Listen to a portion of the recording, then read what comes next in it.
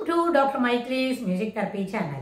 இன்றைய பதிவில் ஹார்மோன்ஸ் அது எந்த அளவுக்கு பயன் அளிக்கும் அப்படின்றத நம்ம இந்த பதிவில் பார்க்கலாம். நம்ம சில பதிவுகளுக்கு முன்னாடி பார்த்தோம் serotonin, dopamine, adrenaline, oxytocin, endorphins அப்படியெல்லாம் இருக்குது.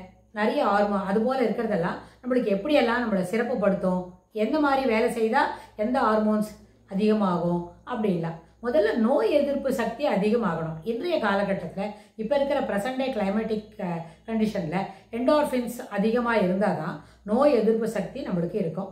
அதுக்கப்புறம் ஆக்சிடோசின் நிறைய அளவில் இருந்தால் தான் முதல்ல நோய் வராமையே தடுத்துக்க முடியும். அப்படின்னா ஆக்சிடோசின் இருக்கிறது அதிகப்படுத்தணும் பாடியில். அப்படின்னா அது அதிகப்படுத்துறதுக்கு எங்கேருந்தோ வாங்கிட்டு வந்து உள்ளுக்குள்ளே போட்டுக்கிற ஒரு வசதி இல்லை. அது என்ன பண்ணணும், நம்ம சாப்பிட்ற சாப்பாடு, நம்ம நடந்துக்கிற விதம், நம்மளுடைய எமோஷ்னல் பேலன்ஸ், நம்ம பழகிற விதம், இது எல்லாத்தையும் அடிப்படையாக இருந்து நம்மள்ட்ட என்ன பண்ணோம், அந்த ஆக்சிடோசினை அதிகப்படுத்தும். அதுக்கு முதல்ல தெரிஞ்சுக்க வேண்டிய விஷயம், நிறைய அளவில் நம்ம இனிமையான எண்ண ஓட்டங்களை வளர்த்து கொள்ள வேண்டும். இனிமையான எண்ண ஓட்டங்கள்னு சொன்னால் எது இருக்குமோ அதை மைண்ட்ஃபுல்னஸ் அப்படின்னு ஒரு வார்த்தை சொல்லுவோம் இல்லையா, அதாவது திருப்தியாக உள் உணர்வோட ஏற்றுக்கொள்ளக்கூடிய விஷயத்தோட நம்ம என்ன செய்யணும், ஒரு விஷயத்தையும் அணுகணும்.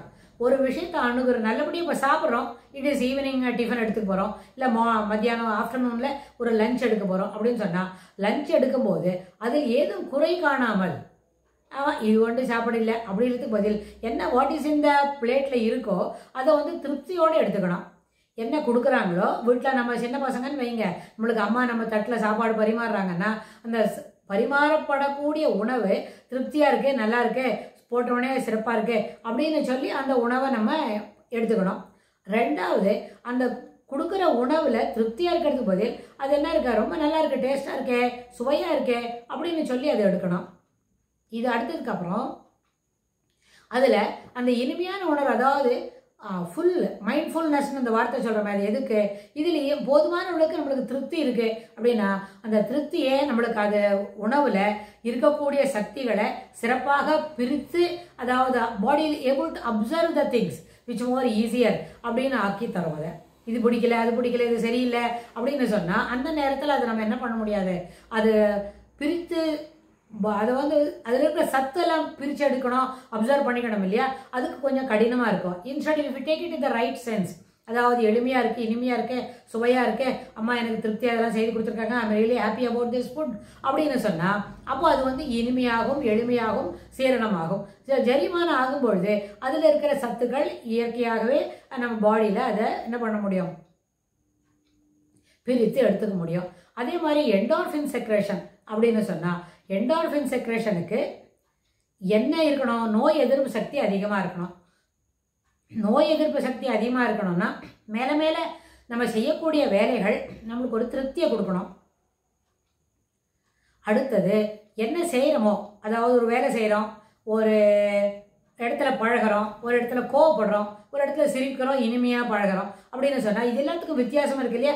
கோவப்படுறதுன்னா என்ன அர்த்தம், நம்மளுக்கு ஒரு விஷயம் சரியாக புரியல, அதனால் அது சரியாக புரியலன்னு சொல்லிக்கிறதுக்கு என்ன முன்ன பின்ன யோசித்துக்கிட்டு நம்ம என்ன செய்கிறோம், அதோட கூட அந்த செய்தியை தவறாக புரிஞ்சுக்கிறோம், இல்லை தவறாக புரிஞ்சுருக்கோம்னு எடுத்து சொல்லாமல் அங்கே நம்மளோட கோவத்தை வெளிப்படுத்துகிறோம். அதுக்கு என்ன காரணம், unable to comprehend things. அதுதான் முன்னாடி சொன்ன வரிசையும் அதில் தான். அப்போ அந்த unable to comprehendன்றத வெளியில் காட்டிக்காமல் இருக்கும்போது நம்ம கோவப்பட்டால் அது நம்மளோட இம்யூன் சிஸ்டத்தை பலவீனப்படுத்தும். ஆனால் இம்யூன் சிஸ்டத்தை பலப்படுத்தணும் அப்படின்னு சொன்னால் முதல்ல அதில் நம்மளோட இனிமையான உணர்வுகள் அங்கே மேலே மெருந்து கொண்டு இருக்க வேண்டும். அதாவது ஃப்ரீ ஃப்ளோ ஆஃப் திங்கிங் அது இருக்கணும். அதுக்கப்புறம் அதே நேரத்தில் நம்மளோட என்டார்ஃபின் செக்ரேஷன், ஆக்சிடோசின் பற்றி சொன்னோம். ஆக்சிடோசின் சொன்ன இனிமையாக பழகிறது, சிரிக்கிறது, சந்தோஷப்படுறது அது இருக்கும். அதே மாதிரி என்டார்ஃபின் செக்ரேஷன் வரும்போது நம்மளை ஃபுல்ஃபில்டு ஒர்க்கு, ஏதோ ஒரு வேலை செய்கிறோம், ஒரு கடுமையான வேலை செய்கிறோம், அந்த கடுமையான வேலையாக இருந்தாலும் அது நம்மளுக்கு ரொம்ப பிடிக்கிறது. We are happy to complete that work, we are happy to perform that work அப்படின்னு சொல்கிறோம். அதாவது இது எப்படி இருக்கும்னு சொன்னால், சில நேரத்தில் ஹவுஸ் ஹோல்டு கோர்ஸ் இருக்குது, ஹவுஸ் ஹோல்டு கோர்ஸ் நிறைய வேலை இருக்கும். ரெய்னி சீசன்னா எக்ஸ்ட்ரா ஒர்க் இருக்கும். சம்மர் சீசன்னா வேலை குறைவாக இருக்கும். ஆனால் ரொம்ப என்ன ஹியூமிடிட்டி ஜாஸ்தியாக இருக்கும். சிலப்போ ரொம்ப சல்ட்ரியாக இருக்கும். இது எல்லாமே நடக்கும்னா அப்போ அதெல்லாம் இனிமையாக ஆமாம் கிளைமேட் அப்படி தான் இருக்கும். இந்த ரெய்னி சீசனில் இப்படி இருக்கும், சம்மர் சீசனில் இப்படி தான் இருக்கும். So these things are part of the routine. அதாவது நேச்சுரலாக கிடைக்கக்கூடிய அந்த அட்மாஸ்பியருக்கு, நேச்சுரலாக கிடைக்கக்கூடிய ஒரு என்விரான்மெண்ட்டுக்கு we should not do any, நம்ம அதில் எந்த முயற்சியும் செய்து மாற்றிட முடியாது. அதனால் இயற்கையாக நம்மளுக்கு என்ன கிடைக்கிறதோ இது ஏற்புடையது அப்படின்றத ரியாலிட்டியை ஃபேஸ் பண்ணுறதுக்கு தெரிஞ்சிட்டாலே நம்மளோட ஆக்சிடோசின் லெவல் அதிகமாகும். அது ரியாலிட்டின்றது வந்து அது இனிமையாக இருப்பதாக இருந்தாலும் அந்த ரியாலிட்டி எடுத்துக்கணும். இல்லை கடுமையான வேலை ஃபிசிக்கல் ஒர்க் நிறைய இருக்குது, அப்பொழுதும் அந்த ரியாலிட்டியை சரியாக எடுத்துக்கணும். அதுக்கப்புறம் இல்லை சில நேரத்தில் சம்படி இஸ் எல்லிங் அட்டஸ், சம்படி இஸ் என்ன யாராவது நம்மளை வந்து சத்தம் போடுறாங்க, இல்லை சில சமயத்தில் நம்மளை கொண்டாடுறாங்க, அப்படியா இருந்தாலும் அதையும் ரியாலிட்டியை இனிமையாக எடுத்துக்கொள்ள வேண்டும். Reality should be accepted as such. அது எப்படி வருதோ அப்படியே எடுக்கணும். அதே மாதிரி டோபமைன் செரட்டோனின். டோபமைன் சொன்னால் கையில் நம்மளுக்கு ஒரு டாஸ்க் கொடுத்துருக்குறாங்க, ஒரு ஸ்கில் இருக்குது, ஒரு வேலை செய்துக்கிட்டே இருக்கும். அந்த வேலையை தொடர்ந்து செய்து அது கொஞ்சம் லம்பி டைம் நிறைய நேரம் எடுத்தால் கூட அதை வந்து என்ன பண்ணலாம், தொடர்ந்து அதை செய்து அதை முடிக்கும் பொழுது ஒரு சென்ஸ் ஆஃப் சாட்டிஸ்ஃபேக்ஷன் இருக்குமே, அந்த சாட்டிஸ்ஃபேக்ஷனுக்கு ஏன்னா அதுவே தான் அந்த நேரத்தில் நம்மளோட பாடியில் டோபமைன் லெவல் இருக்கே, அந்த ஹார்மோனல் செக்ரேஷன் அது வந்து அதிகமாக இருக்கும். அப்போ டோபமைன் வரும்போது எந்த சூழ்நிலையும் நம்மளால் எதிர்கொள்ள முடியும் அப்படின்னு அந்த ஒரு எண்ணம் இருக்குது பாருங்கள், அதுவே டோபமைன் லெவலை அதிகப்படுத்தும்.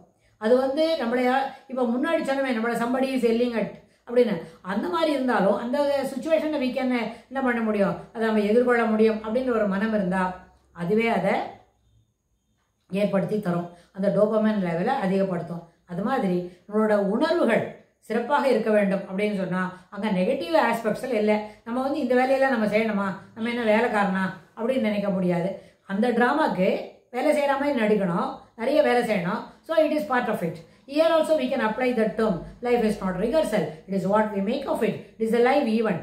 அப்படின்னு சொன்னால் அந்த லைவ் ஈவெண்ட்டுன்னு வரும்போது அங்கே எந்த விதமான தேவையில்லாத ஆக்ஷன்ஸ், தேவையில்லாத செய்கைகள் இருக்கக்கூடாது, தேவையில்லாத எண்ண ஓட்டங்கள் இல்லை, அப்புறம் தேவையில்லாத நடை உடைய பாவனைகளும் இல்லை. அப்போ என்ன what is happening, it is for the good, you should accept it. You accept it as such. When it comes in your line, you accept it. When it comes in your line, you grab it. When you are not interested, kindly brush it aside and move forward. அப்படி இருந்தால் அந்த நேரத்தில் என்ன இருக்கும், அந்த எல்லாத்தையும் இனிமையாக ஏற்றுக்கொள்ள வேண்டியதும் சரியான கண்ணோட்டத்தில் பார்ப்பதும் என்ன பண்ணும், செரட்டோனின் லெவலை அதிகப்படுத்தும். பாடியில் வந்து எப்போவுமே ஒரு ஃப்ரெஷ் மைண்டு அப்படி இருக்கும்.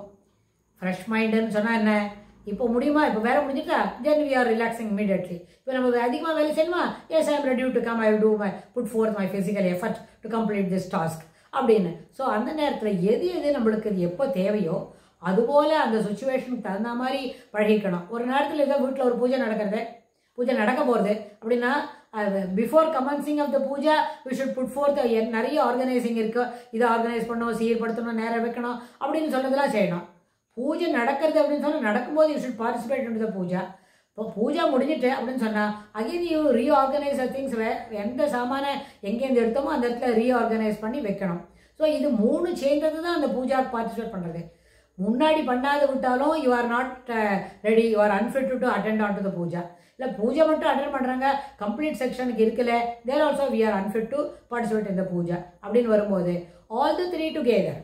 ஒருத்தர் சமைக்கணும் அப்படின்னு சொன்னால் ஃபார் எக்ஸாம்பிள் சமைக்கிறதுக்கு முன்னாடி என்ன பண்ணணும், குளிக்கணும், சாப்பாடுகள்லாம் எடுத்து ரெடியாக வச்சுக்கணும், வெஜிடபிள்ஸ்லாம் கட் பண்ணிக்கணும், சமைக்கணும், சமைத்த பிறகு எல்லாருக்கும் பரிமாறணும், பரிமாறின பிறகு எல்லாரும் சாப்பிட்ட பிறகு டிஷ் வாஷ் பண்ணிடணும்.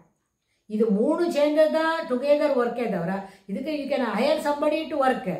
அப்போ சமைக்கிறதுக்கு ஆள் தேடலாம், பாத்திரம் அலம்புறதுக்கெல்லாம் ஆள் தேடலாம், அப்புறம் சாப்பிட்றதுக்கு யார் தேவாங்க. அதனால் நம்மளால் எது முடியுமோ, எதெல்லாம் தேர்ந்தெடுத்து சிறப்பாக செய்ய முடியுமோ அதை அத்தனை செய்து முடிப்பது தான் சிறப்பு. எல்லாத்துக்கும் ஆள் போட்டுக்கலாம் அப்படின்னு நினைக்கும் பொழுது ஆள் போட்டுக்கிறதுக்கு சாப்பிட்றதுக்கு எப்போ ஆள் போட்டுக்கலையோ அப்போ என்ன பண்ண முடியாது, பாக்கி எதற்கு ஆள் போட்டுக்கிறதுக்கும் என்ன ஒரு நிமிஷம் யோசிக்கணும். அதனால் கடவுள் நம்மளுக்கு நிறைய சக்தி கொடுத்துருக்கார், ஃபிசிக்கல் ஃபிட்னஸ் இருக்குது, அப்புறம் we are able to work, we know how to prepare all these things, how to clean the things. அது தெரியும் என்ன சொன்னால் நமக்கு தெரியப்பட்ட வேலையை தெரியப்பட்ட நேரத்தில் சிறப்பாகவும் செம்மையாகவும் செய்து முடிக்க வேண்டியது அத்தியாவசியம். அப்பொழுதுதான் என்ன, எதற்கு ஆள் போட வேண்டும் அப்படின்னு கேட்குறோம் இல்லையா, எதற்கும் ஆள் போட வேண்டாம், எல்லாவற்றையும் நாமே செய்யலாம். We need not hire somebody's services to complete our task. Instead we do it on our own அப்படின்னு சொல்லி நம்ம புரிஞ்சுக்கணும். இதற்கு தொடர்புடைய செய்திகளை வரப்போகிற பகுதியில் பார்க்கலாம். தேங்க்ஸ் ஃபார் வாட்சிங்.